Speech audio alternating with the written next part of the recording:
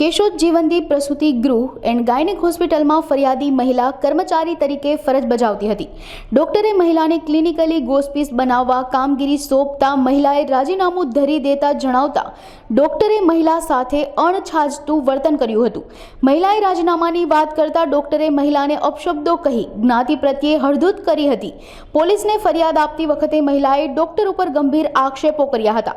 મહિલાની આપવીતી સાંભળી કેશોદ પોલીસે ડોક્ટર વિકાસ ગોહેલ વિરુદ્ધ એટ્રોસિટીની ફરિયાદ નોંધી તપાસ હાથ ધરી હતી. ગતરોજ કેશોદ પોલીસ સ્ટેશન ખાતે એક એટ્રોસિટીનો બનાવ બનેલ છે, જેમાં ફરિયાદી સંગીતાબેન ડોટર ઓફ દાનાભાઈ મેપાભાઈ પરમાર કે જેઓ કેશોદના રહીશ છે અને કેશોદની જીવનદીપ હોસ્પિટલમાં નર્સ તરીકે ફરજ બજાવતા હતા.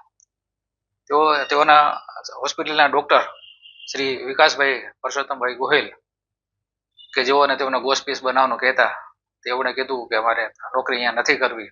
એ બાબતમાં બોલાચાલી તકરાર થતા આ કામના આરોપીએ તેઓને જ્ઞાતિ વિરુદ્ધની અપમાનિત કરી અને તેઓને ગાળો આપી એ બાબતની ફરિયાદીશ્રીએ જાહેર કરતા કેશોદ પોલીસ સ્ટેશનમાં ગુનો દાખલ કરી અને આગળની તપાસ અમે હાથ ધરેલી છે. હું કેશોદ જીવનદીપમાં નોકરી કરું છું. 3 વર્ષથી નોકરી કરતી હતી.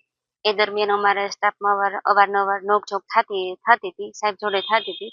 પણ હવે સાહેબે હવે 2 દિવસ પહેલા અમારે જે માથાકૂટ થઈ તો સાહેબે કીધું કે સંગીતાબેન તમારે આ કામ કરવાનું છે. જેથી મેં સાહેબને કીધું કે સાહેબ હું કામ તો કરું જ છું, તમે વધારાનું કામ કહો છો તો એવું હું નહીં કરું સાહેબ.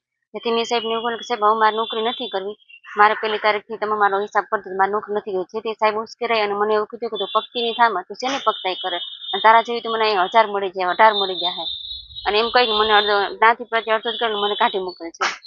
આ પછી મેં ઘરે જઈને મમ્મીને ભાઈને વાત કરી કે આવી રીતના મને ટોર્ચર કરે છે. તો મમ્મી મને કીધા કે તો તારા અમને પહેલા વાત કરે. તો મેં એમ કીધું મમ્મી આપણે જરૂરિયાત હતી તો નાની વાતમાં તમને શું કહું એમ. પણ આ વખતે સાહેબનું બધું વધી ગયું હતું એટલા માટે મેં આવું મેં પગલું ભર્યું કે મમ્મી હવે મારે નોકરી નથી કરવી. પછી કાલે બપોરે અમે બેન ભાઈ આવી અને કેશોદ પોલીસ સ્ટેશનમાં ફરિયાદ નોંધાવીને એ લોકોનો ધન્યવાદ કહેવાય કે અમારી ફરિયાદ અમારે લઈ લીધી અને અમને સાથ સહકાર આપ્યો. હવે મારી એવી ગણતરી છે કે એ ડોક્ટર છે ને અવારનવાર કેસ પણ માંગરોળના ઘણા બગાડેલા છે, એને મારે સજા આપવી છે. ઘણા કેસ બગાડેલા છે ને ઘણા દફનવિધિ પણ કરેલી છે, એ બધી મને ખબર છે. એટલે એનું મારે કરવું તો છે જ આગળ કાર્યવાહી.